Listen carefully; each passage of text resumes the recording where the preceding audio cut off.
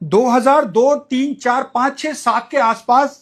जब जरी का काम जोरों शोरों पे चलता था तो मोहल्ले के अंदर भाई साहब जरी के बहुत सारे कारखाने हुआ करते थे। अच्छा। और उन कारखानों में जरी कारीगर उस कारखाने के आमने सामने वाले घरों में भाई साहब किसी ना किसी लड़की से बेवजह मोहब्बत कर बैठता था और मोहब्बत इतनी गहरी करता था कि लड़की को पता भी नहीं है, लेकिन भाई साहब ये प्यार में इतना मरा जा रहा है कि उसके घर की तरफ को स्पीकर रख के पूरा पूरा दिन भाई साहब गाने सुनता था और उस लड़की की झलक को एक एक झलक को तरसता था ये।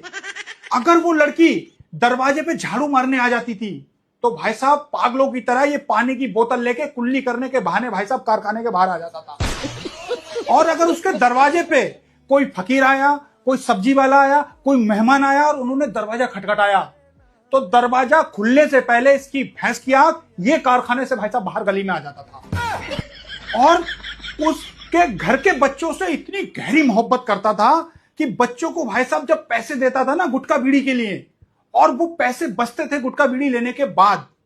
तो भाई साहब पैसे वापस नहीं मांगता था, बच्चों को खुश करने के लिए उनको भाई साहब पैसे दे दिया करता था और बच्चों के जरिए घर की उसकी दुनियादारी की भाई साहब ये जानकारी जरूर रखता था। अगर उसके घर पे बंदर आ जाते थे तो इसकी भैंस की आंख कोई आए या ना आए लेकिन टूटी हुई शमशीर लेके सबसे पहले यही पहुंचता था। अगर वो किराएदार थे और वो भाई साहब अगर कमरा छोड़ गए उस मोहल्ले से तो इसका मन नहीं लगता था, ये टेंशन में पड़ जाता था, सूखने लग जाता था और ये भी डिसाइड करता था कि भाई साहब मुझे भी वही कारखाना ढूंढना है जहां उन्होंने कमरा लिया है। तो 50 रुपए कम नफरी पे भाई साहब ये वहां पे जाके काम करता था जहां पे वो किराएदार रह रहे हैं। जब ये कारखाने से अपने घर पे जाता था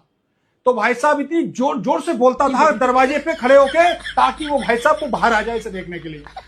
और घर जाके अगर इसको कोई काम पड़ता था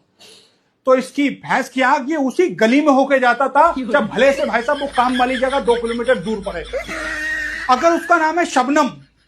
तो इसकी भैंस की आंख बोलचाल में दोस्तों के सामने शब्बो शब्बो कहता था उसको।